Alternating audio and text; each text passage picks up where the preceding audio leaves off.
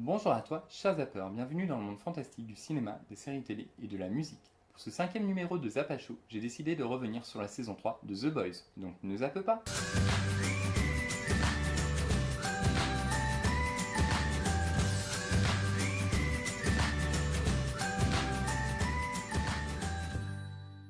The Boys saison 3 a été diffusée en juillet 2022 sur la plateforme Prime Video.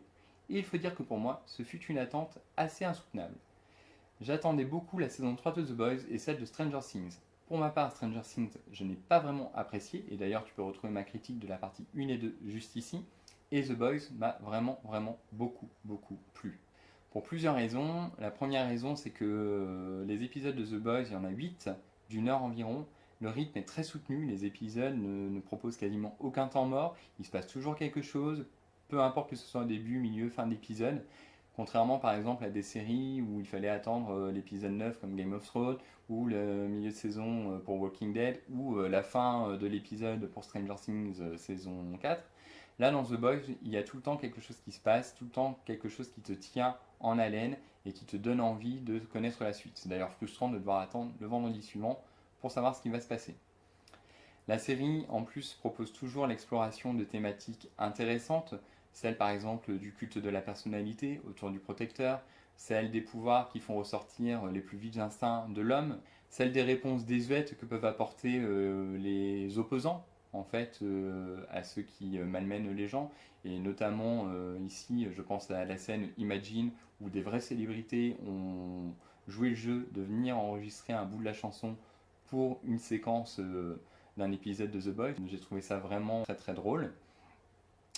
Elle traite aussi de l'explosion de l'extrême droite et des pensées réac au travers du protecteur qui est une personnification très claire de Donald Trump.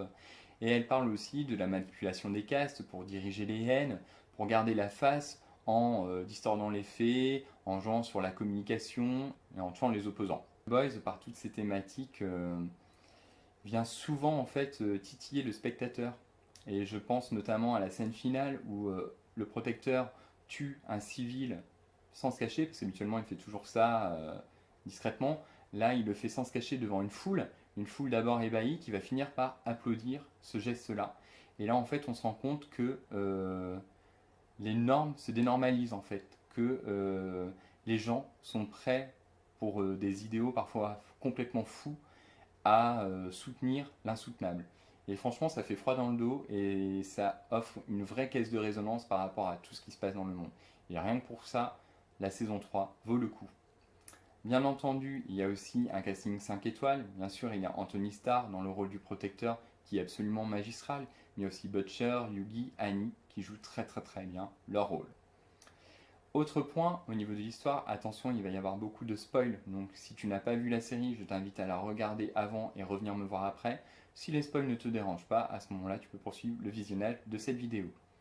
Je parlais donc des points de scénario, notamment concernant le personnage d'A-Train, qui a, je trouve, été très bien réhabilité dans la série. A-Train avait été un peu mis sur le banc de touche du fait que, comme il se droguait, pour augmenter ses capacités physiques de super-héros, son cœur en fait ne parvenait plus à suivre et il ne pouvait plus utiliser ses pouvoirs. Et du coup, le personnage avait un petit peu perdu de son utilité et était plus très intéressant pour la série. Or là, les showrunners ont vraiment trouvé un moyen très bon de le remettre en scène. Donc je ne dirais pas comment, mais je trouve que c'était vraiment très astucieux. Ça va permettre de remettre en course A-Train et donc de peut-être apporter des choses scénaristiques très intéressantes pour la suite des événements. Le deuxième point très intéressant, bien entendu, c'est le protecteur. Ce personnage a une espèce d'aura.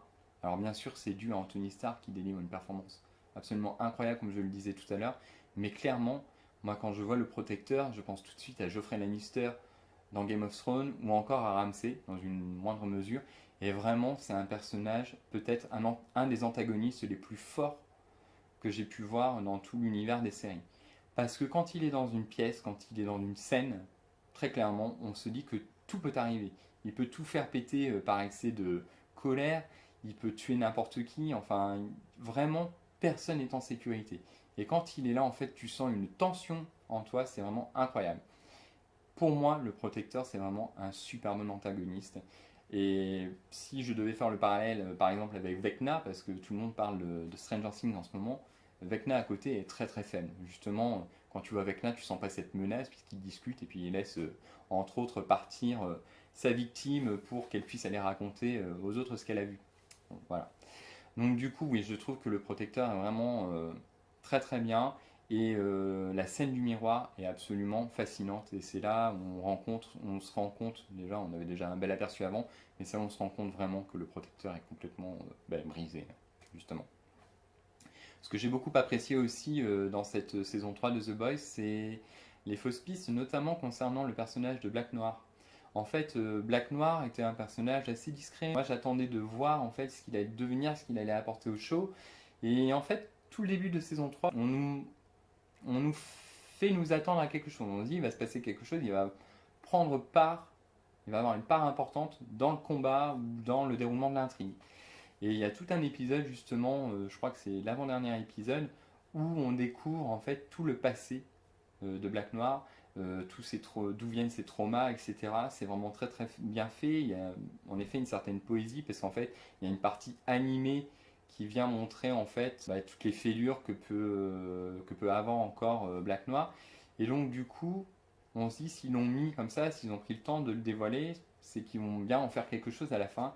Et au final, non, il arrive quelque chose de tragique et Black Noir disparaît. Ça rend sa fin d'autant plus traumatisante parce qu'on a l'impression que ce personnage n'a pas été exploité jusqu'au bout. Et le fait de connaître justement tous ces traumatismes passés et d'avoir cette attente et de le voir périr, eh ben, ça rend du coup cet arc assez touchant et on est content de s'être fait prendre au piège, quoi, d'avoir cru à cette intrigue et alors qu'en fait il n'allait rien se passer de spécial. Pour moi aussi, un des points forts de la saison 3 de The Boys, c'est l'épisode 1 et l'épisode final. Alors désolé, Erogasm était un très bon épisode, mais je trouve que toute la communication autour est venue gâcher en fait cet épisode-là. Et ça me fait penser à Stranger Things, beaucoup de communication autour de la saison 4 qui est excellente, etc.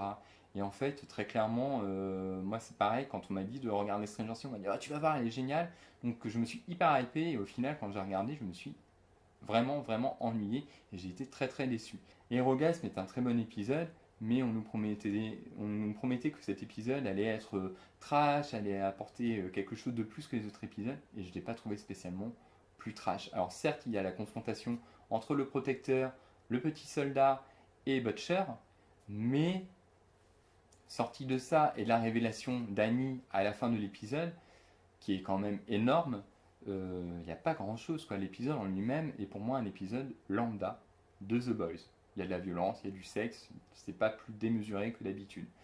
Donc voilà pourquoi moi, Erogasme, c'est pas quelque chose que je citerai dans les points positifs. En revanche, l'épisode 1, oui, parce qu'il est très haletant, il pose certaines choses. La scène finale avec Victoria et Yugi qui est planqué est absolument captivante de bout en bout. Et franchement, moi, cet épisode m'a vraiment remis dans le bain direct. Il a posé le cadre, il a posé un rythme, il a posé des attentes. Et franchement, c'était un épisode vraiment très très réussi. Et l'épisode final aussi. Jamais, je crois, j'ai autant crié. J'étais là, attention, mon Dieu, qu'est-ce qui va se passer? Enfin, j'étais vraiment pris dans l'épisode. Ça a duré 1 heure, j'ai pas vu le temps passer.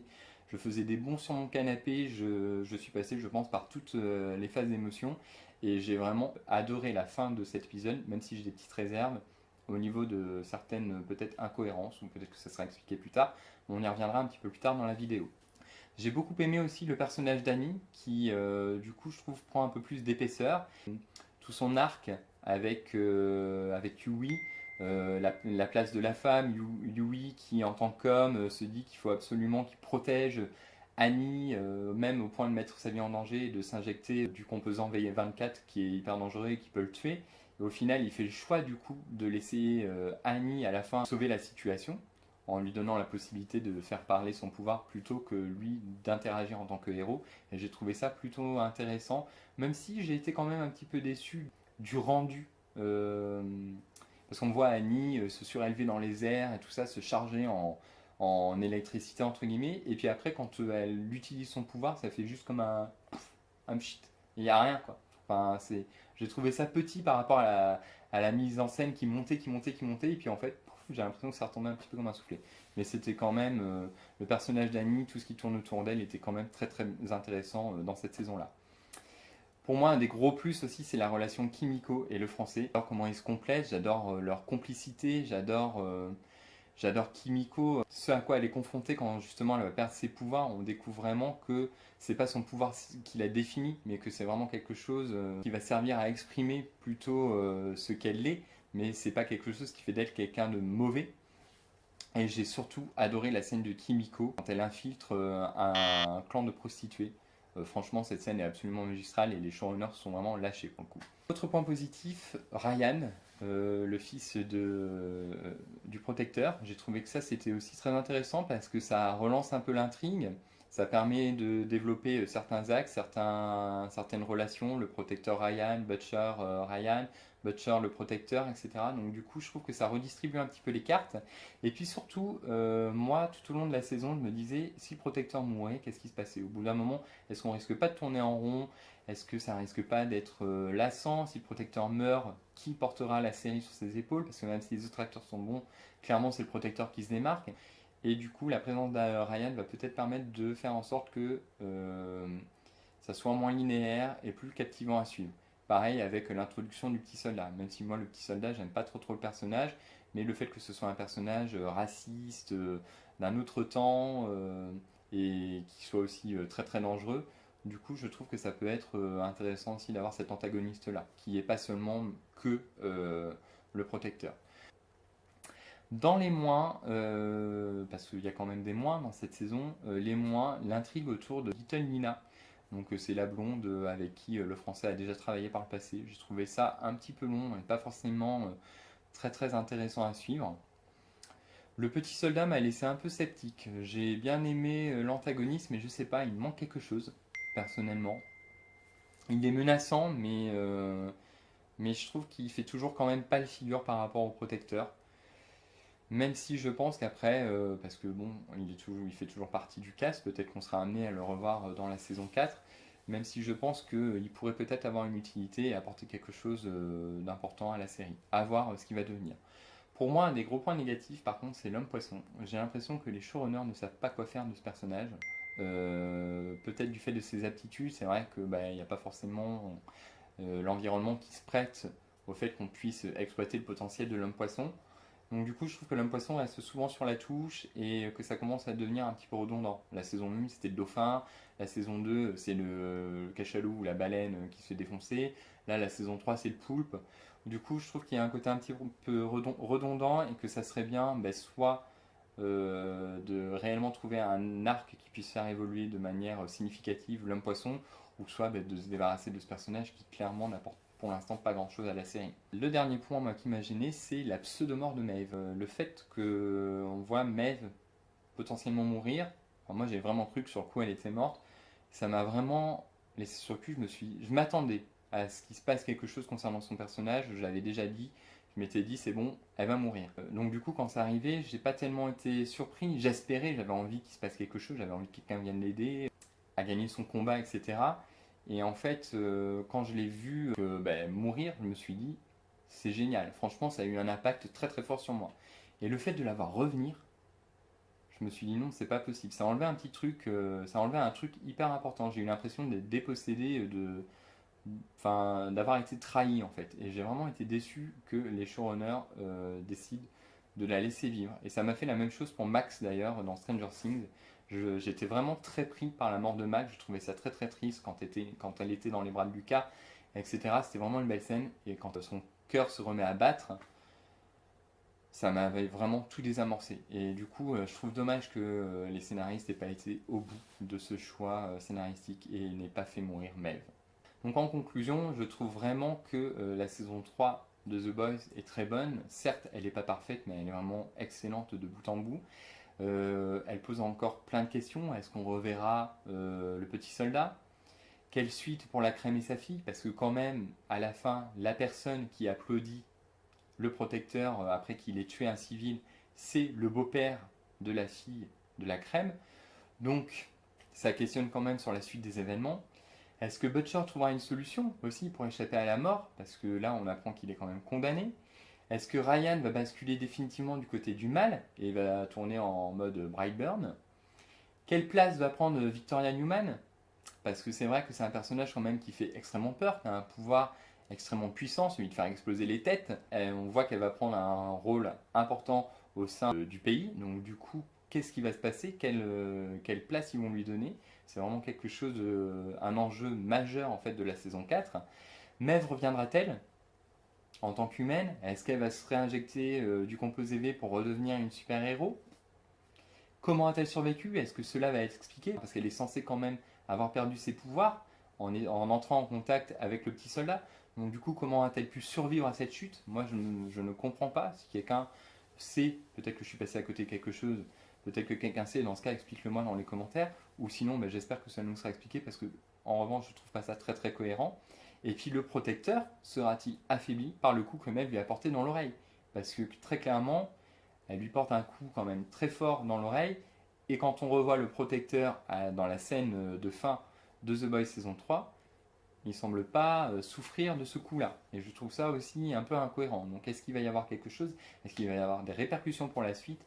Je l'espère, et j'espère pas que ça va revenir en mode normal, il s'est rien passé, parce que là pour le coup ça serait un petit peu mal écrit. Donc la saison 4 nous dira si c'est un mauvais scénario, une mauvaise écriture, ou si cela prendra son importance par la suite.